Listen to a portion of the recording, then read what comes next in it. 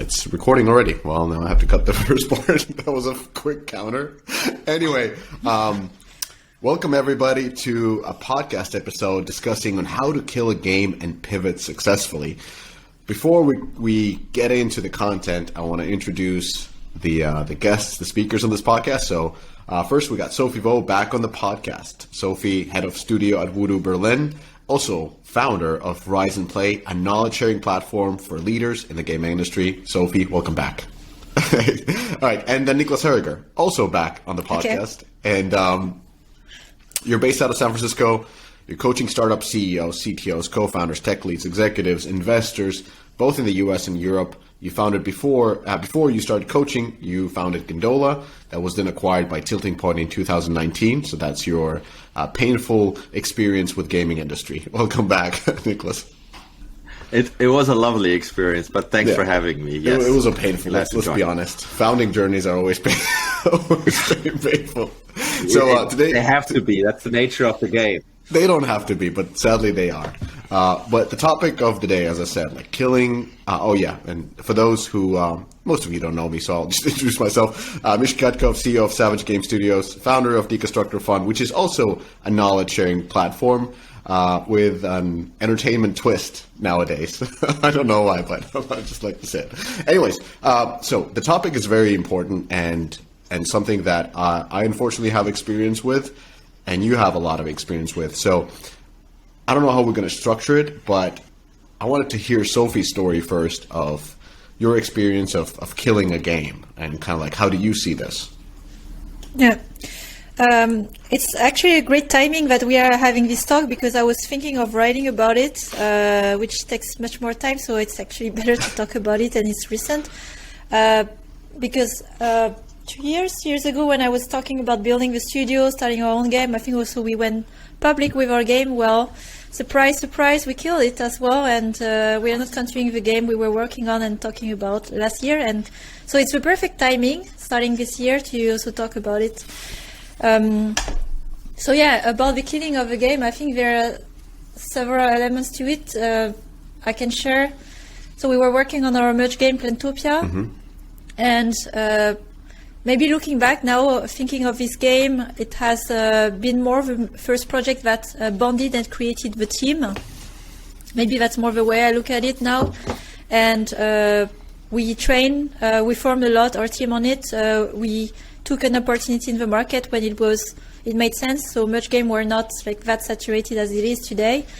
But a year after, as we were still soft launch, improving the metrics, etc., very different space, and the question started to come like, okay, after a year of development on a game, you also start to look at the energy and the belief of the team on the game. Will it be great? Will it fly ever?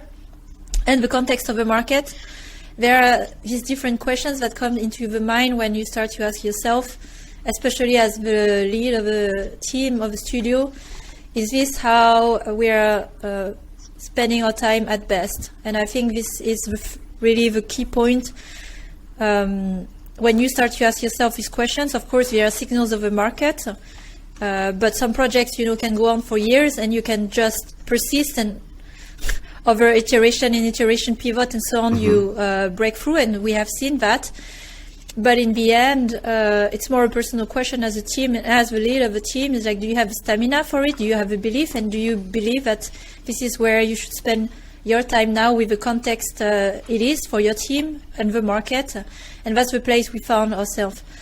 Of course, I can go in detail of like what has happened and so on, and how did we pivot to take it from there. But I wanted to give a context as well. How has it been for a studio? And something maybe I wanted to share, because this word killing is quite brutal, right? And even these days, like, people cringe when they hear this word killing. Something we did as a team before we didn't even know if we would continue or not the game. We knew we had a milestone review discussion with stakeholders. I would make a decision at a certain date, but we planned in our calendar a celebration party, no matter what happened. If we continue with the game or if we don't. And we committed to this, and we were there. And actually, instead of being a sad grief I don't know, party or feeling sorry for ourselves. It was actually amazing. And it came the day where I announced and shared that we would not continue with the game. And that was an experience that was very positive, like a rebirth, instead of something that should be sad and where, again, you have a lot of regrets. So for us, it has been a great experience. It has bonded even more the team. And we came with more energy and learning for the new projects that I can also talk about, like what did we learn, how did we approach development from that. It was almost a relief, actually, when I made the decision. So it was actually quite a positive experience, and not as brutal as sometimes we write about, because nothing came as a surprise at this point. I talked about it 6 months before, 3 months before, a month before, a week before, a few days before, so everybody knew that it was possibly coming. And for any new game that we are doing, it's always on the line, and it should not be ever a surprise. So people are prepared mentally and are not getting too attached, because this is the hard thing, to the game emotionally, and think about what's next. So instead of thinking of just one game, think of the 10 games you will make, and that helps to also stay detached of that particular idea you're working on. If I can riff on a little bit before I let Niklas go, like I think you mentioned several really interesting points. So first of all, like I just like using the word killing, because it's just red lighting and all those kind of stuff is like not the same. I think killing a game is very easy because games tend to fail. Like most of the games fail, let's be honest. But what is the most hardest thing, and what you've succeeded with, is killing a game without killing a team. And I think that's really the kind of foundation, because every studio is really about the teams. It's not really that much about the technology. It's really about the people there. And the longer you keep the people together, having them shipping games or working on different projects, moving from one project to another, the better that studio becomes. And the risk that I've personally experienced, and I'll go probably through my story in the last one, is losing the team while you're trying to pivot, while you're seeing these very clear signs from the market, like you're unable, this is not a smart investment. All the logical points are against continuing with the game development, but quite often it's very emotional as well, because people have invested so much time and so much effort and passion, and now they end up in a situation where if you do the killing in the wrong way, you'll just lose the team, and then you're at ground zero essentially. So what do you think, Niklas?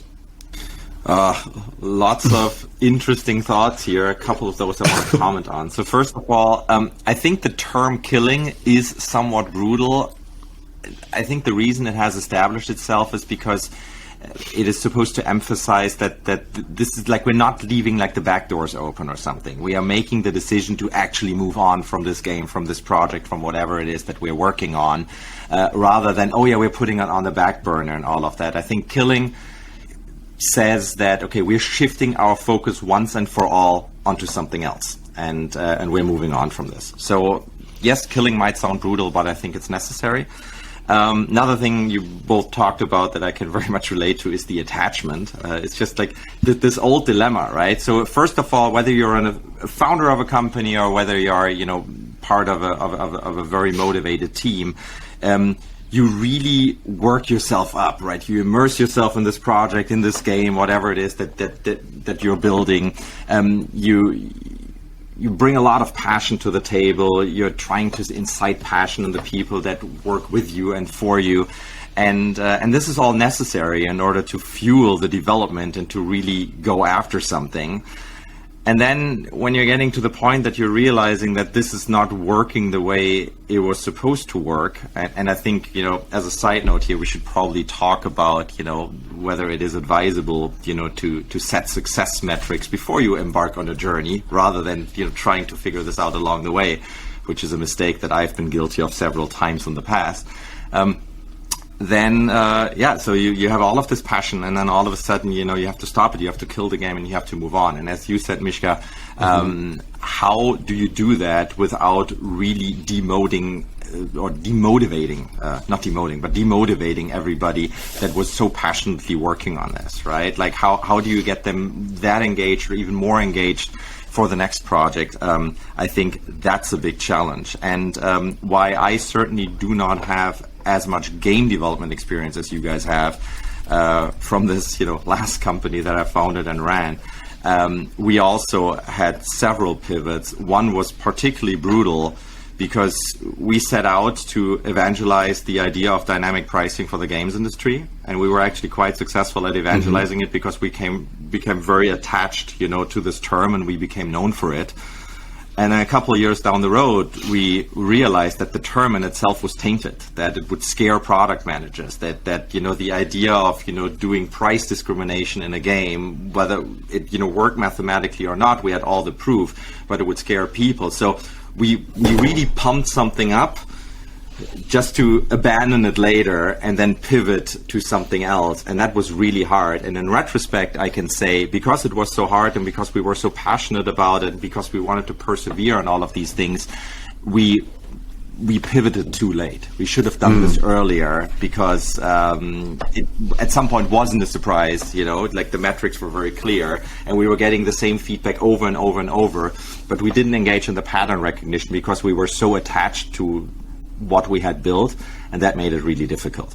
Yeah, it's the challenge of that strong self-belief and kind of pushing it through versus listening to signals. So both of you have, Niklas doesn't like killing and killed too late or pivoted too late, and Sophie killed perfectly. So let me be the person who has not done killing right, and so that we have a nice balance of success and failure here. So I'll be the failure. Like the way I usually construct the killing is kind of looking at killing, so red lighting, however you mean it. Like when you look at the project, number one is velocity. Like, is the team able to deliver on milestones? So that usually is a pretty important kill gate.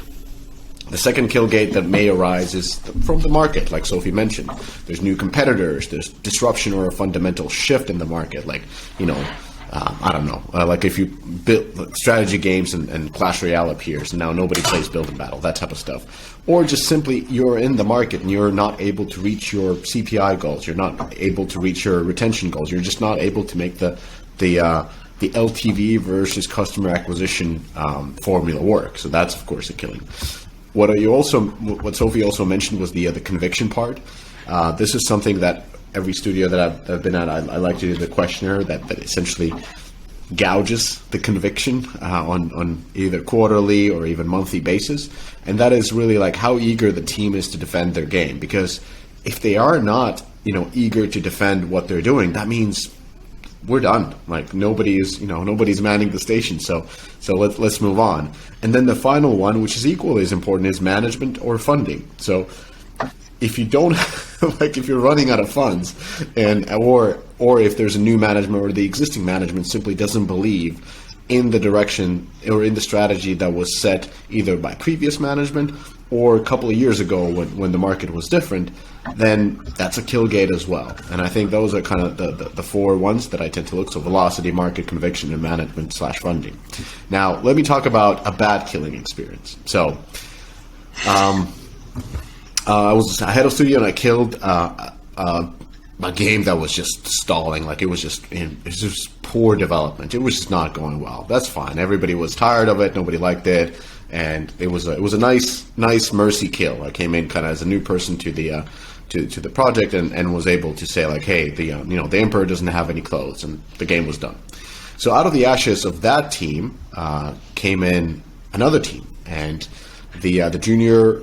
They had a game lead who wasn't even a game lead before. He was quite junior, but he got the team excited, and they were really quick to prototype. Through that, they were able to pick up momentum inside the company, and also did the right thing of kind of getting everybody to play and get everybody talking about that game in early phases in development, so that they got the management talking about them, even though they weren't officially green-lit as a game to be. So kind of like a guerrilla marketing strategy that you can use in a corporation. Now, as the months went on and the things changed from early prototyping into actual pre-production and heading off towards a production, things stalled again. And there were some weak team members on the team. I don't mean personally weak. They just weren't at quite the level that you need, and they didn't have all the experts that they needed, and hiring was very slow. So it took them a long time to get some of the key hires done. And during this time, the market shifted, There was another competitor that emerged and essentially took over the market. So the game had no hope. They weren't moving forward as fast as they need to. And the market that they were aiming for essentially evaporated during that time. That also led to the fact that the new management that changed during this time didn't have strong conviction in what they were doing and kind of approached it not from the perspective of seeing this team rise from the ashes and come up with prototyping and move fast, but just looked at it as a new team and saying like, well, this is not a very strong team. They haven't, they have been doing this for quite a while, not understanding why it has been such a long time. And what they're doing doesn't really make sense because they didn't have the history of why they were doing such a game because the market didn't look like it did back then. So it was very logical to end this game. And the way I ended was the wrong way. So I ended it in a very logical way. Like, hey guys, here are the cards on the table. Like, what are we doing? Like, let's move on to something next, to something different. Let's start all over. Let's do something very exciting. And that, of course, led to, over the time, lost a majority of the team members inside that team because they did not get to prove that they could have done it. It was done for them, and that was probably the worst killing of a game experience I had because I essentially destroyed all the value that had been built over the time as this team worked together. So what would you do different next time?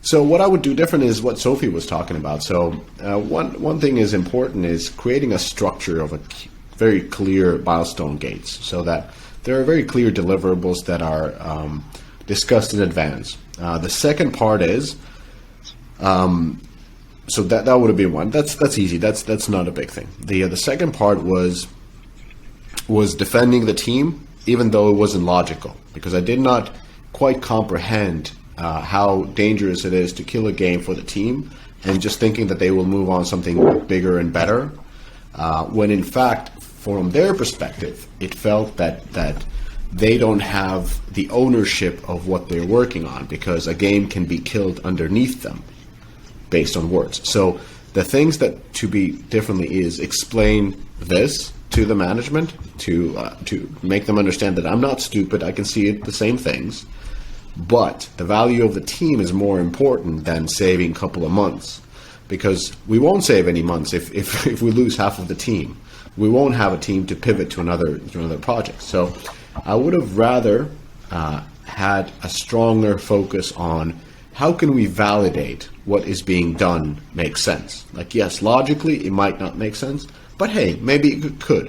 What does it take us to enter some sort of market validation, whether it's a Google private beta or other type of scenarios where we can actually test the marketability as well as test the viability and the engagement of the game done. And that would have given a totally different type of a closure to the team, I believe. They would have seen either that the game is actually performing as they hoped or that it's not performing as they hoped and it doesn't make sense to continue with it. I want to jump on what you had just shared, Mishka. At least for us, I think the ownership of the team, I mean, we have this model also from Supercell, I think, where, the team decides to kill. It's not really the case in many companies, I mean, as far as I know, where there's always a board or some stakeholder. And something that, so let's mention this as a reference on the paper. And that's something also I was actually, that was an inspiration, whether it's happening at Supercell or not, to give it a try, where when we had these milestones and we were discussing the metrics of the games, we shared that through memo. I shared that very transparently with the team at each gate. So I think we would gather every 2-3 months with the goals on metrics and the progress. So we passed several milestones like this, but we were always like a bit borderline. So the team always knew about it. And as Niklas mentioned as well, having clear kill criteria, or like this is not making the case, then there's no surprises, and basically sharing the knowledge with the team where you just agree on common sense, right? Here with the team I was showing the whole business case, the financials as well, how much we were costing. It's not something you share a lot with the team, like we cost already that amount in a year. So now we are more negative here and here, and this is the business case we are building with this projection over, I don't know, the next years. even if we get there, which is already a stretch, it will take X amount, 3 years to pay this back, our cost of development. And are we invested in this game to work for the next 3 years? Do we believe in it? Are we ready to go through the waves as we have been going? Like, there's so much still to improve. So then the team start to think like yourself as the lead. Of course, they don't have a final decision making, but everybody is intelligent and can comprehend, of course, this level of business information. So sharing more. And then we reach the same conclusion, right? So from when I announced the decision, where I explained all the reasoning, and I have explained it already for several weeks, giving all the information, nobody could argue against the decision, because we know why we're here, we know our financial goals and so on. So it's putting basically the team not exposed directly to the stakeholder discussion, but like very transparently, and we know how much we address it as a business, and that has helped a lot. Because in the end, I came to the meeting as well at Vodou with the stakeholders with the decision to kill. So in the past, I would try to defend and try to be against the leadership and like make the case why we should continue it. But in this case, I put myself in the place of the CEO. Is like, would I invest if I were the CEO in this game, and why, and with which metrics? And then being honest with yourself, having this inner dialogue, I came like, okay, I actually personally don't feel like continuing. I think we will better use our time in the next 6 months trying 4 or 6 prototype, whatever, than maybe trying this. And even if we manage, it will not be as big as maybe starting a new project that can scale, etc. So in the end, the stakeholders and the CEO, nobody was imposing a decision on me, because I made the decision, and there were actually counter challenges to challenge me. Are you sure you want to stop? So it's really interesting is when you come with a decision to kill, nobody is stopping you, and actually people are trying to convince you to not to kill it. Like, what is happening here? So then we are having a constructive debate just to make sure that I make the right decision. So it became more an advisory board discussion. And I felt I was owning the decision at the end of the day. And with the team, we were all aligned, so it felt great. And then there was no resentment, and that's why there was no thoughts from the team to disperse or leave the project or even the studio, because everybody was behind the decision, and they would have made the same decision as I did. So that's also the powerful thing here. To share this level of transparency and information if you have not tried. That's Niklas, I actually wanted to hear your opinion on the being transparent about the budget. Now, it's pretty, like, I understand it to some extent, and I'm just thinking about, like, how is it a good or a bad idea? I understand it in the terms of a rich company like Voodoo, like, you spend a couple of $100,000 here and there. That's nothing. But in a context of startup, like Niklas, what do you think? Like, what's your take? Because it clearly worked with. So truth be told, I just took some notes here as you guys were talking. The very first term I wrote down was transparency. Now you ask me about transparency. I think from my point of view, there's no way around it. Whether that really means, you're showing every single dollar and cent and what's going on, yes, I can see something like that. But if we zoom out a little and say this team and this company is bigger than this individual game project we were just working on, right? And so there's more value in this team staying together as a coherent, driven unit, then you have to very much consider, like, what are the cornerstones in order to get out of something like this in style. And I think Sophie has just given us a really, really good example of how to handle it as opposed to how to not handle it. And transparency, I think, is so important because great leaders really show themselves not when everything is going dandy. That's fairly easy. Great leaders show themselves when the shit hits the fan. And a great leader in a situation where you have to kill off a game, where you have to make a dramatic change in the organization, whatever it is, can also mean, we have to fire 20% of people or something. But whenever something that dramatic is happening, a great leader is somebody who defines reality for the rest of the team, right? Because eventually everybody's going to be a little skittish, and people are insecure. They don't really know what's going on and all of that, and not knowing what's going on, feeling insecure and all of those things. That's almost mutually exclusive with, you know, being creative, being confident, and, you know, driving something forward. So rather than, you know, beating around the bush and bullshitting, might as well tell them exactly what's going on and give them faith in you, in the company, and in the, you know, vision that's going on. So have people understand what is happening and why. I think that's really, really crucial as far as the transparency goes. Now, agency is another thing that you guys mentioned, and I wanted to quickly respond to that. I think agency is equally crucial, and it's an extension of the transparency. Make the team part of this process. Give them agency, have them come to their own conclusions. Whether you agree with these conclusions or not, different story, but help them come to their own conclusions. That can't be done with leading questions like, don't you think this game is doomed, right? That's not a helpful conversation. That's not fruitful. It has to be more in the spirit of, how do you interpret this data? What are our options at this point? If you were in my shoes, right, what would you do?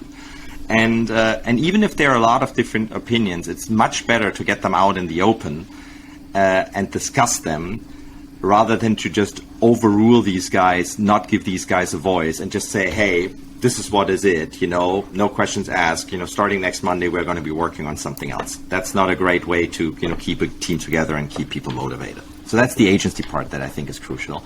Another one that I always have to bring in is empathy. It doesn't matter if you're a product manager, if you're the studio lead, if you're a programmer, if you're a graphic designer, or if you are a you know, UA person or somebody, you know, who takes care of the community. If you have been working on something passionately for months or years, and now that is getting canned, that is tough, period. Doesn't matter if it's the right decision or not. If you have been really investing yourself into something in any of these contributing roles, and that stops, that sucks.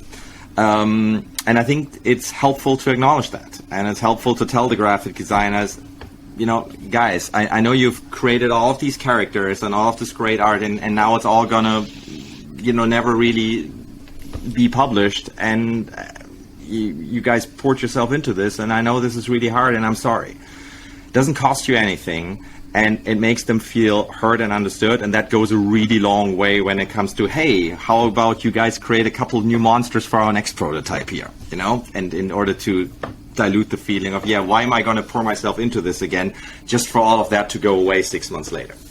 And then the last thing I wanted to say, which I also think is very important in killing a game and pivoting, is how do you structure this moving on process? I think you guys both touched on, you know, the idea of a postmortem. Like, let's all sit down and determine what have we learned, right? So what went well with this project, what didn't go well, what assumptions did we make in the beginning, which of these assumptions turned out to be true, which of these assumptions were, you know, proven to be wrong by the data, what are our beliefs at this point, what do we want to try next, what's our time frame for our next project, like how much time are we allowing ourselves for you know, this test period, this prototype, whatever it is that we want to build. And most importantly, and that goes back to, you know, the thing that I wish I would have done many, many years ago, what are our success metrics that we are measuring ourselves against, right? So it's so much easier to determine, you know, what actually makes the cut and what doesn't before you get super involved and fall in love with your project, than if you try to do this when you're 6 months in and there, like all of these other forces, you know, that pull you back and forth between, yeah, but I know, but we spend so much time on that, right? Like the sunk cost idea and all of that makes it so much more difficult. So as far as negotiating these success metrics with yourself and with the rest of the team, that's a very easy discussion to have ahead of time, and it becomes really, really difficult once you're deep down in the rabbit hole. So that's the last thing I wanted to add here. I love it. I wrote this down. So transparency, agency, empathy, learning from the past, and setting steps for future success. Correct. Wow. about the after postmortem or when you decide to stop a project, kill something, but it's maybe less tactical. In the postmortem, I think it's more also team mindset.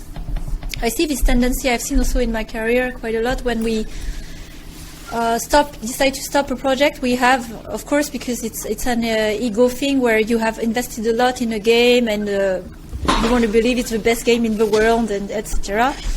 And I see this also. I have had that attitude where we tend to blame external factors. So it was the market, not, like it became saturated, or the leadership, blah, blah, blah. And this is not helping for the next project because you carry on the same mistakes. And I think something, at least with our team, through the postmortem, it was first letting the team organize the postmortem. Usually it's the producer or the lead organizing. It's like by craft. Each craft would self-organize and make the postmortem and present to the rest of the team the findings. So it was, instead of a postmortem, it was more a collection of all our past mistakes and the things we shouldn't repeat. And it was a big humbling exercise where I was repeating to the team, I don't want to hear because it was the management, because it was the time, because it was a lack of this. We were in this as well, and we have to own what has happened. What could we have done, and what do we have control on? So be honest with ourselves, and I think this is one of the most important exercises when we do this, looking at what went wrong, to own as well the mistakes we made, and that's on us. There's the market, and we'll always have factors, but we can decide to be in this market or not, and also see the signals quickly and pivot earlier, etc., etc. So I think there's something with the attitude before jumping to a new project, to have also this humility to accept, okay, there are things we didn't control, but there are mistakes we've done. It's not just because it was the management. I don't know, I've heard that as well in some other companies. It was the team, it was the market, and then I'll do better next time because there will not be this external factor. So internalizing the mistakes. Yeah, that's a good point. I mean, honestly, like even like you mentioned, like not blaming anybody or anything. That's really important. But I usually blame the team leadership, which I'm always a part of. Like, I think all the mistakes happen. Like, majority of the mistakes, if not all, happen on that level, and then everything else just cascades from it. So it's kind of like it's the source of all the mistakes. So that's why I think retros are so,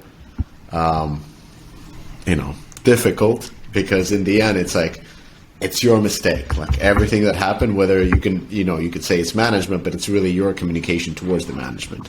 It's the market. Well, it's really that you didn't understand the market correctly, or you didn't move fast enough. And when it comes to communication or the team member, one person did this, and you should have let go of that person earlier, or you should have hired, another person for this role. Like everything is in the end the leader's role, which makes it so painful.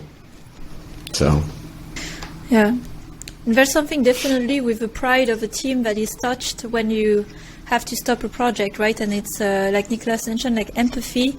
And there are things that are, I would say, cheap to do to help grief and transition before a new project, like making a ritual when you decided to stop. It's not something shameful that you have to hide, and then it's like some others succeeded, because of course we are more vocal about the success story, but nobody is like shouting out loud like, okay, we stopped the game because we just didn't make it.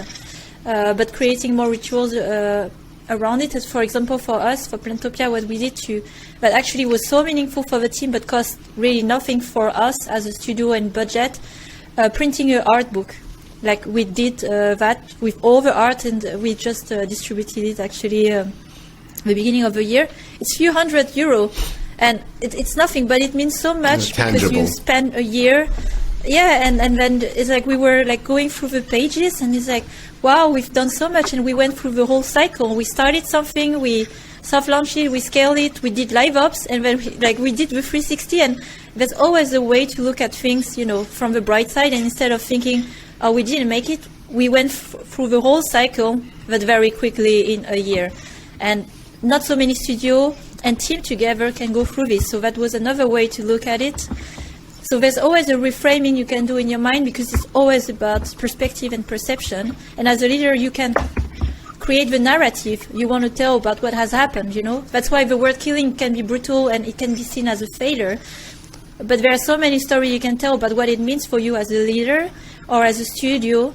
What was this first project that we stopped? And for us, the main analogy where I was telling the team, it doesn't matter if this first game, Plantopia, didn't make it, because the main product we created was not this game, but it was our studio. It was the team. The team was the product. So we are ready for our next iteration, and that's the main thing that remains through time. The products, they come and go, some scale, some don't fly, some, but the team is the constant, and I think that was the way to see it. It's like we upgraded, we leveled up together, and we will use all these perks for the next project, and so on and so on. That's a really good. I love that. Yeah, that's a great point. I love, two of the things that Sophie just said. First of all, the idea of doing this photo album, almost to speak, to say like this yearbook, like to memorize. It is, what a fantastic idea. I really like that. And, I wish I'd had some of those on my shelf, to look at a couple of years later, show to the grandchildren and all of that. No, but all joking aside, I think that's a great idea. And also for the team to have that memorialized. And then what you said, Mishka, I think actually you both said this, this tendency to blame external factors. One thing that I want to throw into the mix here is the question, and we've touched on it before, but how do you actually define success, right? And I think in defining success in every single, certainly business situation, but not to say every single situation in life, is you need to really differentiate between things that you can control and things you can't control.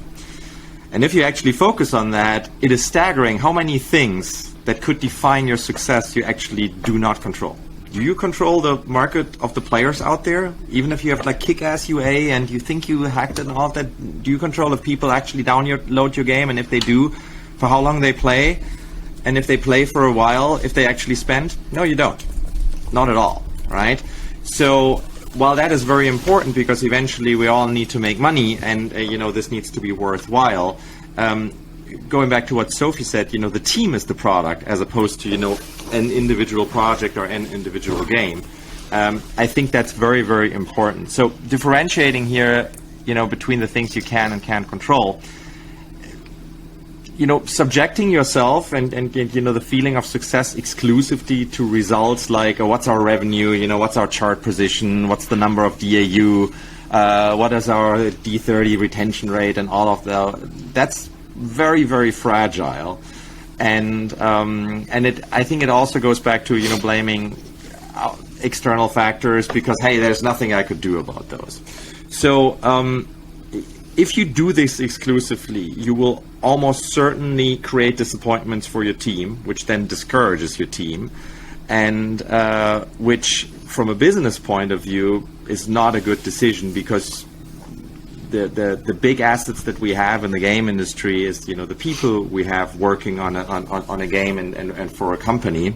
So that's something that has to be cherished and nourished, and be the priority of what it is that we do. So the takeaway, I think, is focus more on your process rather than on the market response. And I think Sophie has laid this out really nicely already, right? So how did we get to where we were? What is the decisions we made along the way? What assumptions did we make? What did we see with the data? What could we have done differently? And based on what we have learned, how can we evolve and iterate on our process as a team, as the product that is the team, in order to put ourselves in a position where we have a higher chance of success next time around.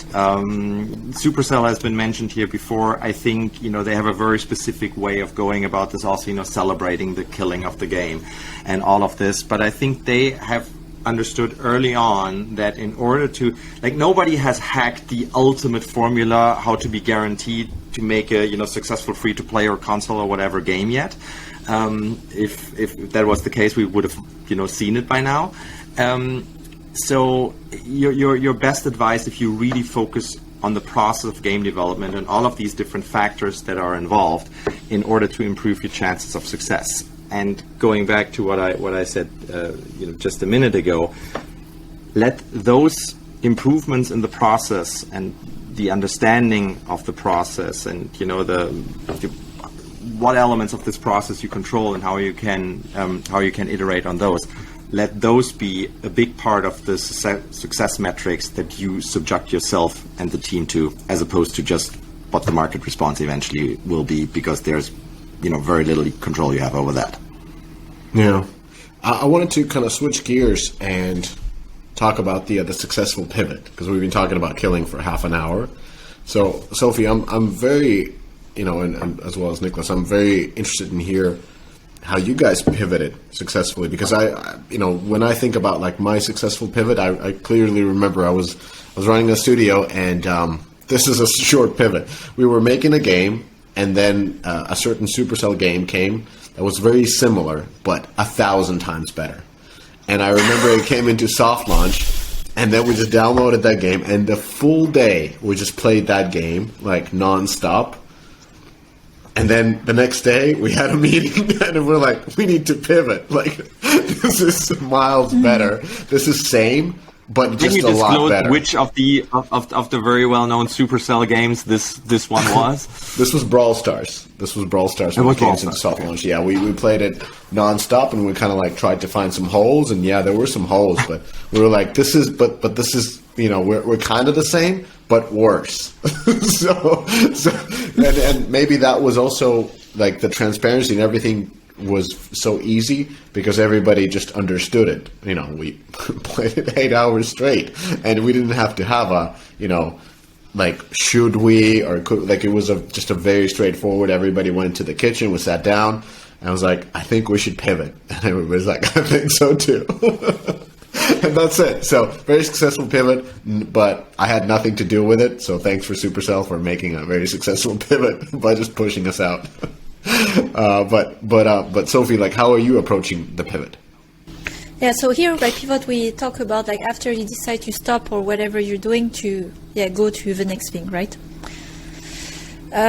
So for us, of course, when I knew or I saw that coming as well, that sorry, the cat muted my microphone.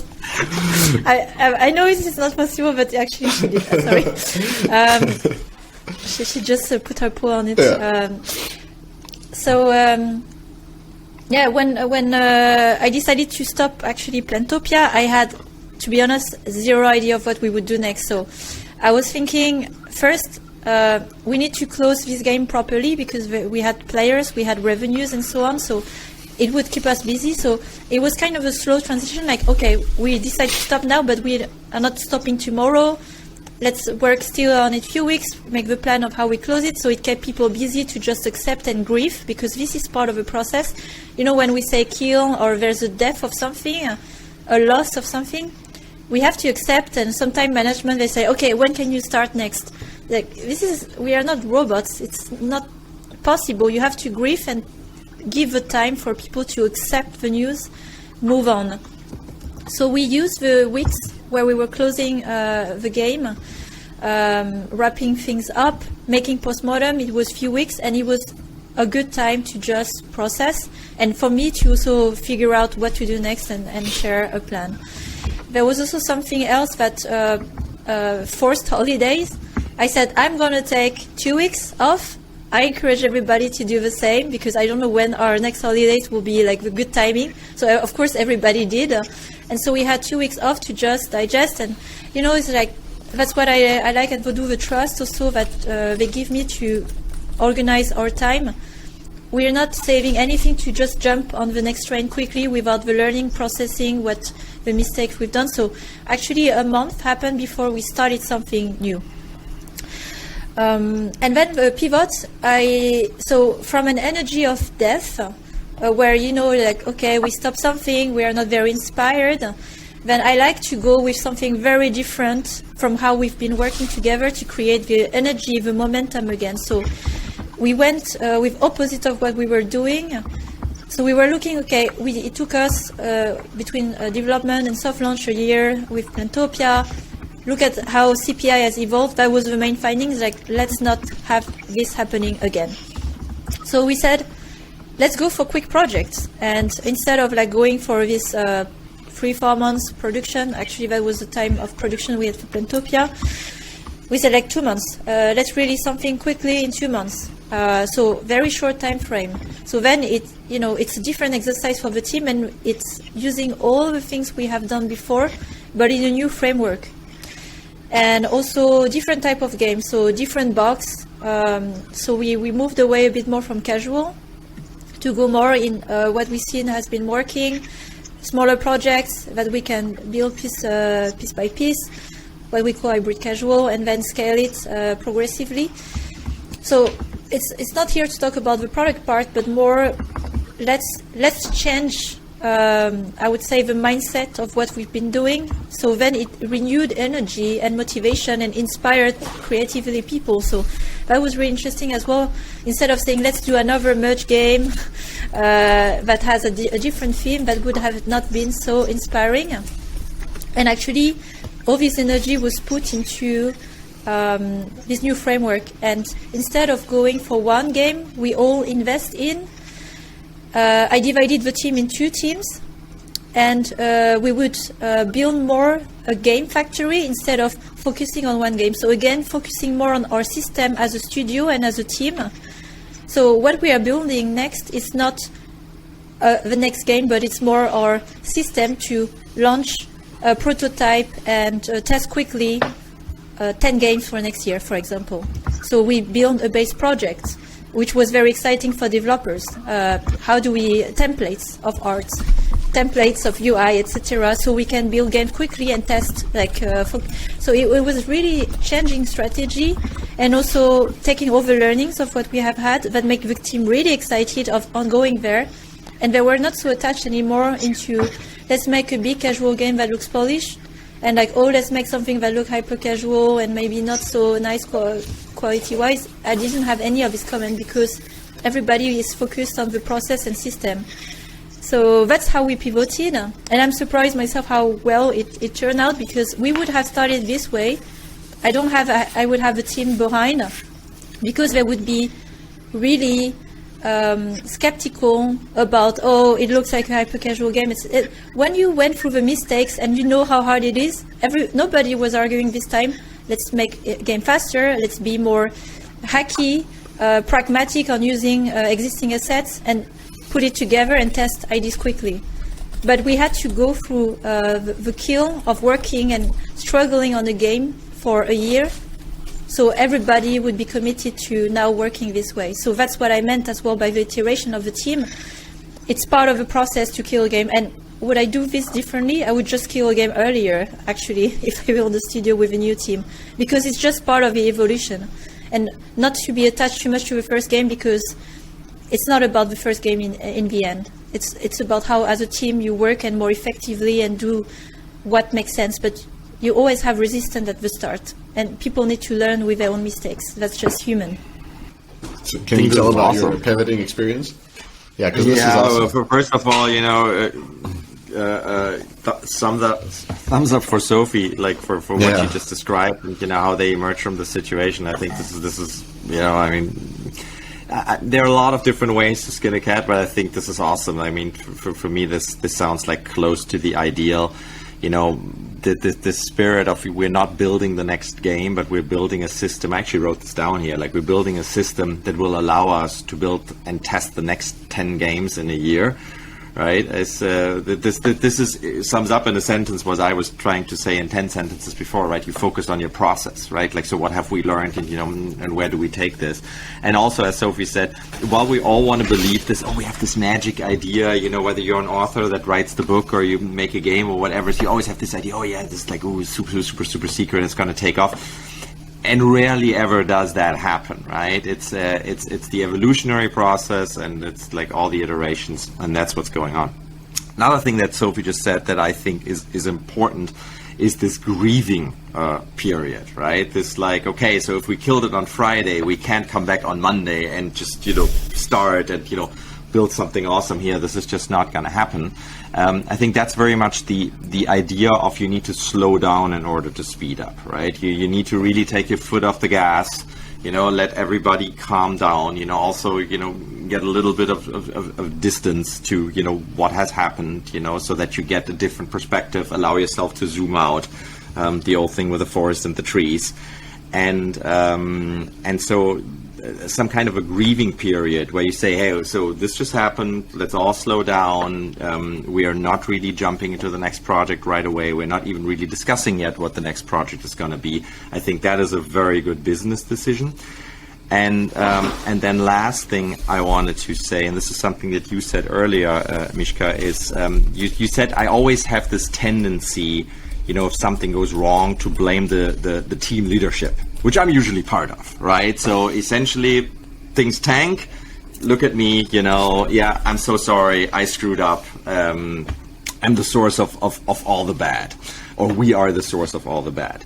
And I think that is in many ways, a great attitude.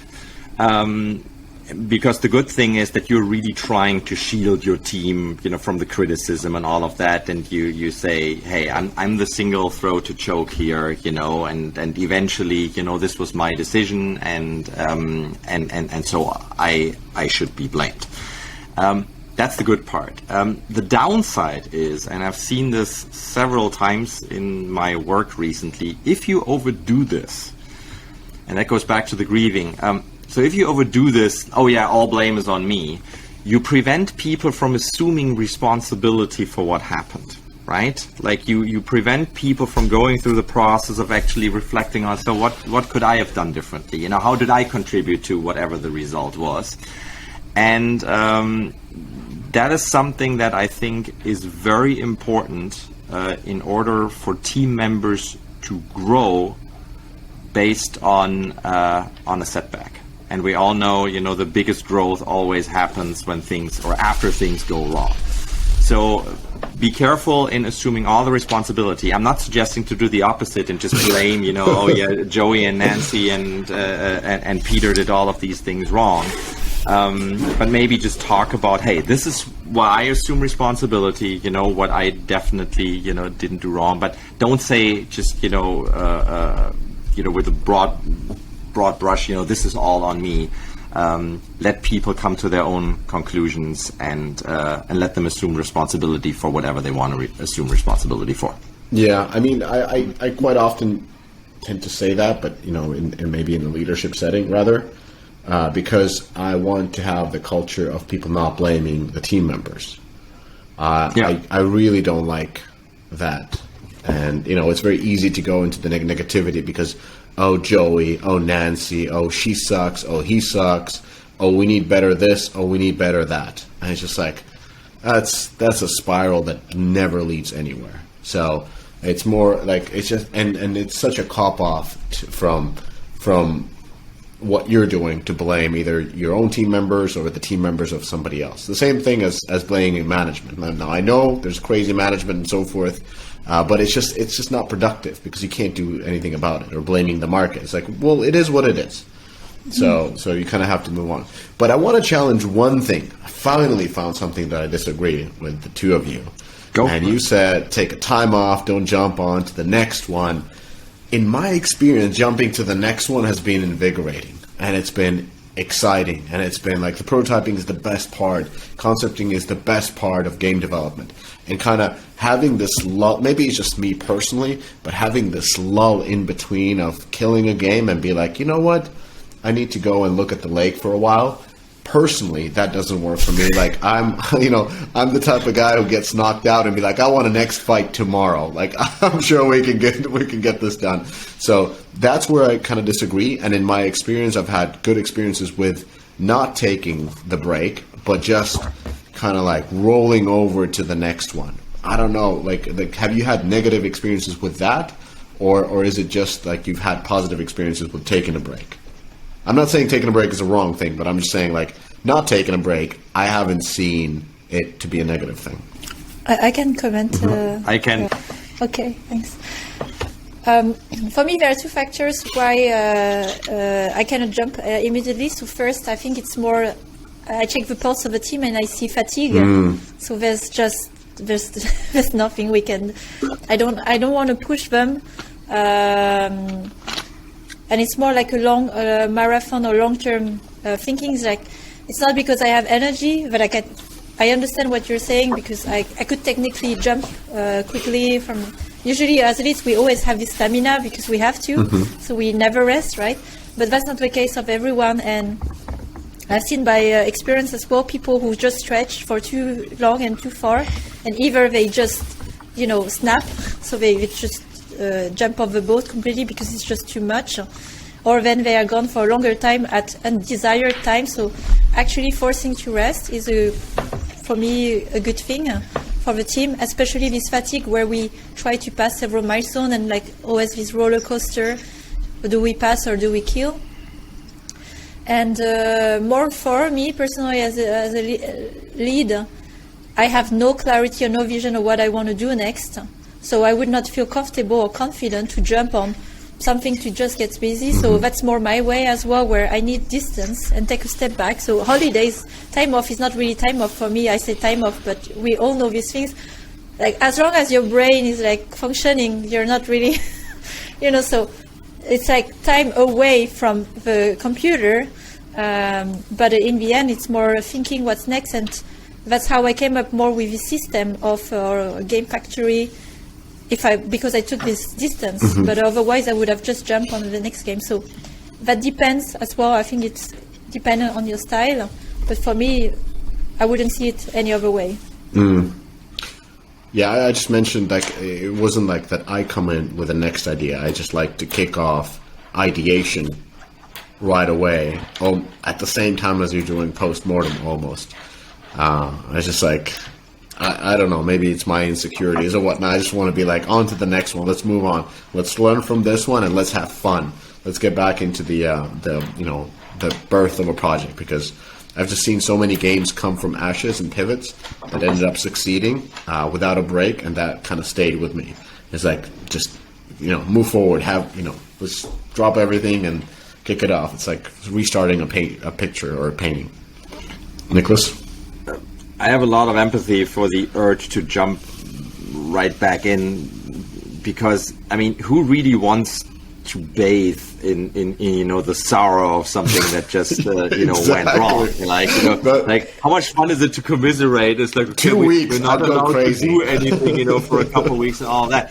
But that's, I think, where the benefit is, because that's what you're describing, Mishka, right? So rather than, doing this and oh, wow, now finally I get to put all of these, other ideas I have to paper, and let's see what comes from it. And that is exciting and interesting. And yes, and I think it is part of this process.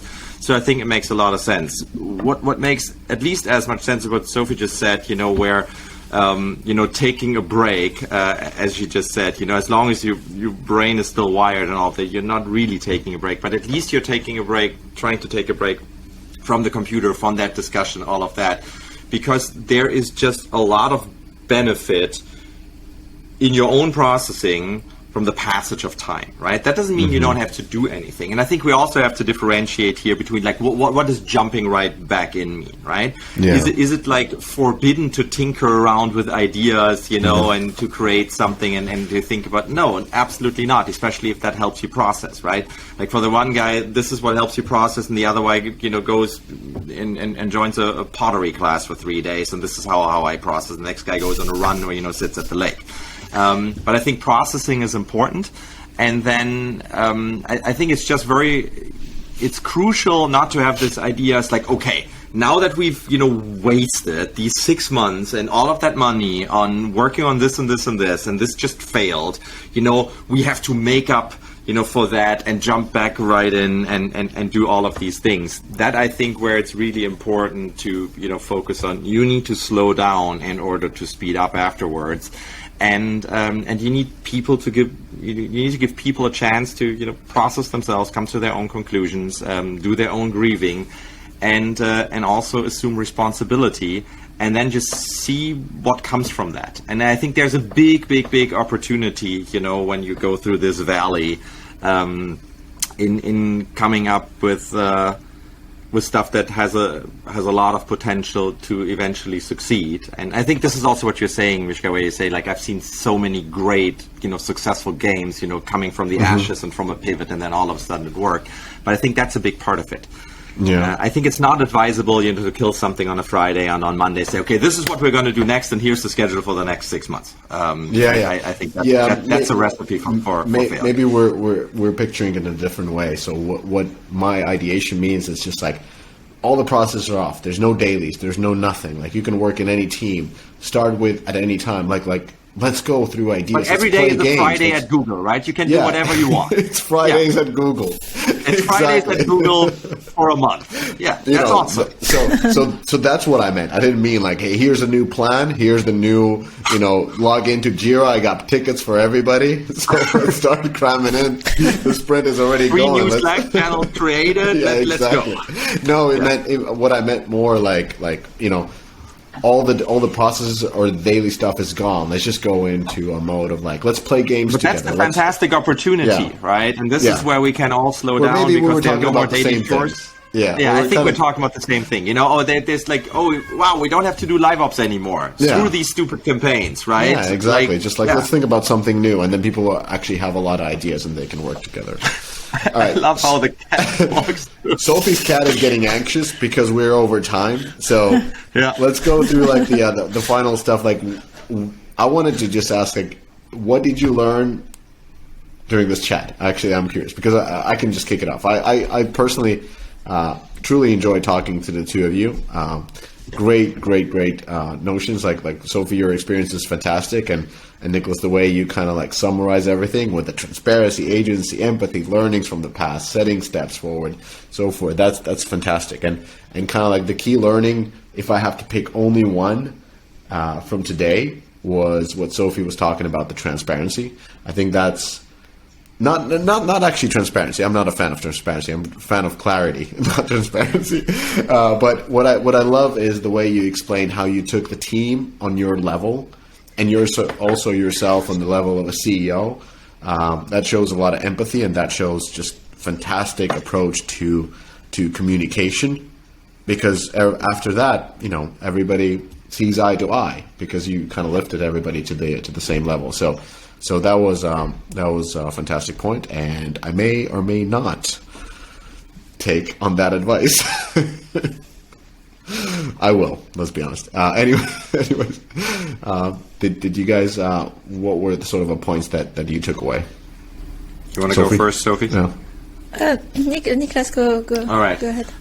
For me, so the term grieving has never really come up for me in these kind of circumstances. And that in many ways just clicked with me because that is really what summarizes what I think needs to happen, right? And what ties into a lot of the stuff that I said earlier. I think that is very important, and grieving is a good business decision. That's my number one big takeaway here. And then the other one, I mean, it was super enjoyable to just, it sounds bad, just like, your hard stories, very enjoyable to listen to. But no, I mean this in the sense of, just to get this kind of context and you see what it actually is to be in the trenches, because I haven't been for a number of years. And then what Sophie said about, we after, our kill and our pivot, we didn't set out to build the next game, but we set out to build a new system that will allow us to build and test multiple games in a short period of time, right? So this is what this team and this project is about. It is not about one specific game. It's about a system. It's about a concept and how we think about game development and how we carry this out.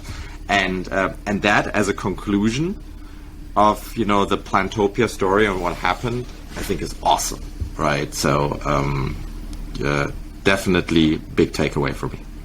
Thanks. Then the takeaway for me is definitely this discussion. I'm so happy that we have had. So thanks, Mishka, again for inviting. It's perfect timing. And it makes me reflect a lot. Discussion today on when thinking of killing of the game, like what is the main thing, what is the goal of what we are improving, and in the end it's the process and the team, right? I never thought about it, but when you kill a game, it's actually a team also usually disperses, and companies especially, and all the learnings are lost, and which is silly when you think about it. It's really counterproductive, but that's the reality of what happens. And in the end, the win of that is like you're improving your process permanently for the next thing and so on, and the things we talked a lot about, and the team is perfecting their methods and so on. So that's the main unit that should continue and should not be killed in a way. So not trying to preserve too much the game, but the team is the main thing to cherish, nurture, because it's the thing that without it there's no games anyway, and we know how hard it is to build first a functioning team and how much time it takes and money. So that's the main takeaway or reminder of that. It's about the team.